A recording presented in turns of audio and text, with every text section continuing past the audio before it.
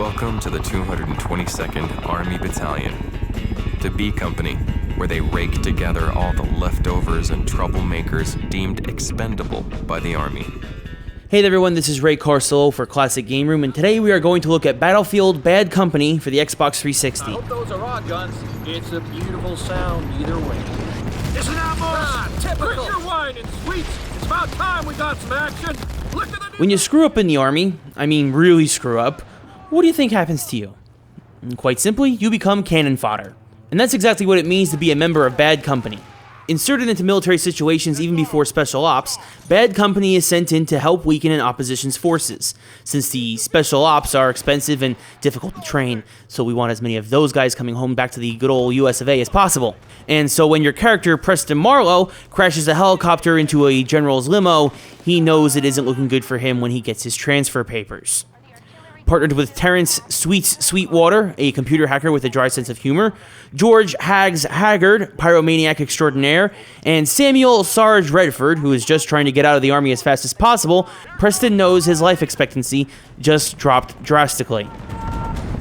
We have impact on targets. What he didn't expect, though, was to get caught up in events that could possibly start World War III. Set in the near future, the US is at war with Russia, and so Bad Company is sent in ahead of the good troops to Eastern Europe, and stumble across a unit of Legionnaires, the most deadly mercenary army around, who supposedly are paid in solid gold bars. Once Hags realizes this myth is actually true, and after eluding a dead Legionnaire, he goes AWOL, and accidentally single-handedly invades a neutral country. Not wanting to leave their friend behind, the rest of Bad Company chases after Hags, and the group continues on with their gold lust while not trying to spark an international incident.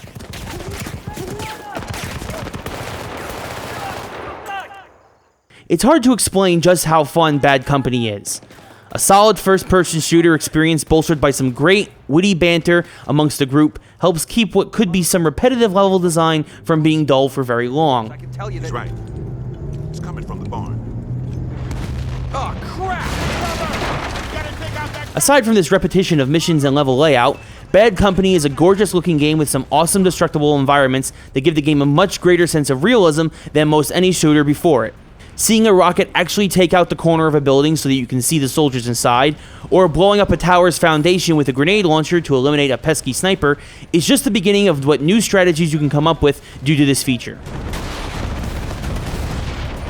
The audio for the game is also very solid. Although the music and sound effects are generic in terms of what you would expect, the great writing and voice acting for Bad Company really shines through when thrown into various situations with Sarge, Hags, and Sweets.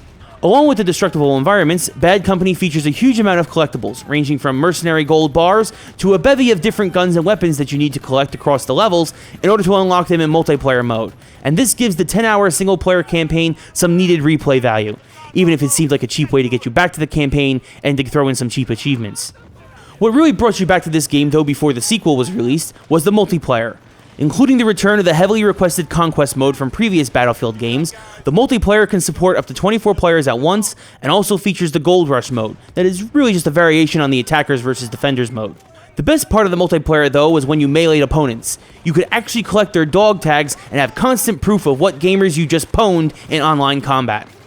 Battlefield Bad Company makes you laugh and really makes you pull for the characters in the game, and you don't experience that usually in games like this. When you include this great storytelling with the destructible environments and solid multiplayer, you have just enough variety to understand what's so great about having a smiley face pin on all your grenades. Although not necessary to get into the Bad Company series, I still recommend at least renting Battlefield Bad Company to understand where this great spin-off series starts.